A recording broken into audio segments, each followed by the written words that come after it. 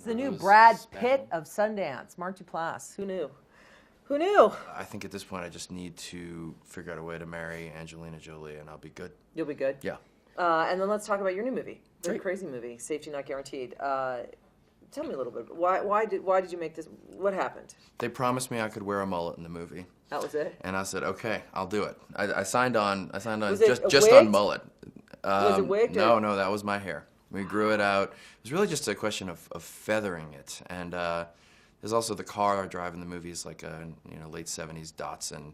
So we felt like the hair needed to match the car and just create that time period. That whole Where did package they find there. that car, by the way? Washington State, man, it's full of gems. It is. Yeah. Everywhere. All right, well, tell us a little bit about the character and kind of why you wanted to take it on, other than obviously the mullet. Sure. There was this really kind of famous internet phenomenon about 10 years ago. There was this ad that someone found placed in a newspaper. It said, wanted companion for time travel, must bring your own weapons, must have done this once before, safety not guaranteed. And people freaked out about it and said, who is this guy? Yeah. What is this thing? And so these two great filmmakers, Derek Connolly and Colin Trevorrow, created a fictional narrative based upon this ad. And I got the script and I just flipped for it. And it was at a time when Aubrey Plaza was attached and Jake Johnson was attached, and they were having a hard time getting it financed. And for better or for worse, Jay and I have the reputation of, if you can't get your movie made for the money you want, go to the Duplass brothers. They'll get it made for you. You might not get rich, but they'll get it made, and hopefully you go to Sundance. So they brought it to me, and I fell in love with the character of Kenneth, who is the person who has placed this time travel ad, this really bizarrely stuck in his own time guy with this fantastic jean jacket and the yellow Datsun and the mullet hair. But very convincing, like Oh, crazy or not crazy, yeah. you hold the line all the way through. Well, thank you very much. I mean, I love the idea. He was kind of a kooky guy on paper, and I love the idea of maybe playing him just a little bit straighter, and I saw this beautiful potential love story in there of these kind of two, oddball, lovable losers trying to get a little traction. And I was just really attracted to the concept of a sensitive, relationship-oriented time travel movie, which I hadn't really seen before, I don't think anybody's ever seen that before, by the way. Well, which do you prefer? Acting, directing, producing, deal-making? I love all these things. I think that each one is somewhat of an antidote to the other. The directing process is exhausting and stressful, but I think it is the most fulfilling at the end of the day because you spend that year and a half with the movie.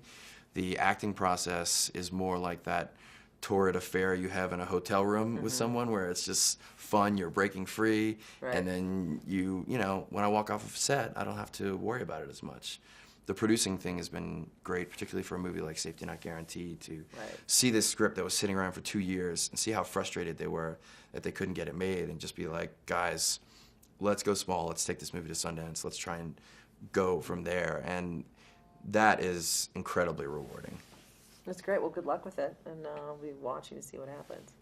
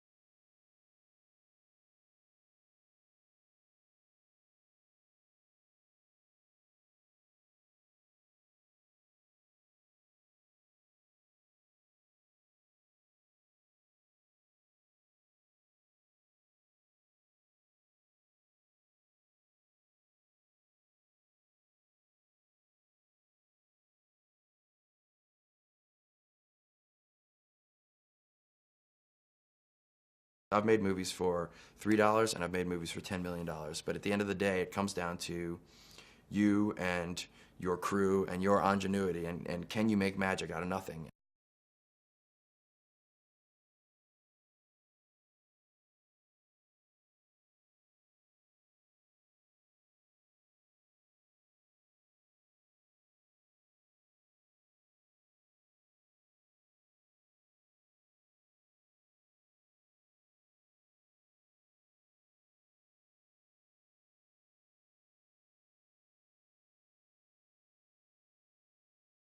And this is the 28th year of the film festival. Yeah, it's crazy. I mean, it's just nuts. How many times have you been here? I've been here 7 times. I started in 2003 with a $3 short film that my brother and I made. That was the worst looking, worst sounding thing you can imagine, but they took a chance on us. They said, we see something in these guys. And I'm not joking when I owe my career to Sundance. I would lay down in front of a bus for these guys.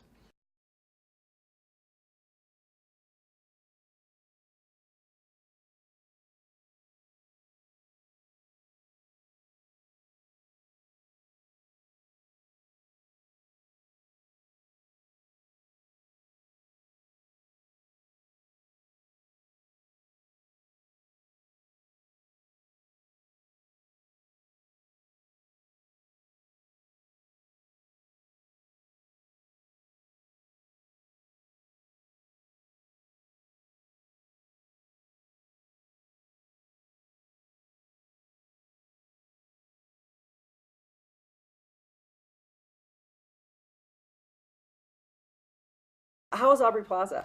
Well, she is Gem.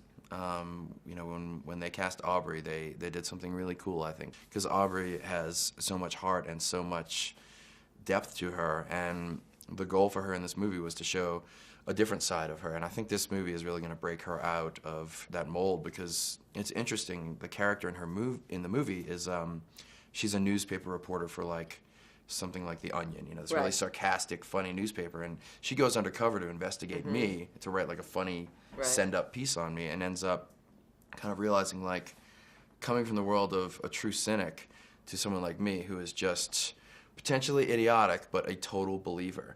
And that energy to her, and at least to me, I think is infectious.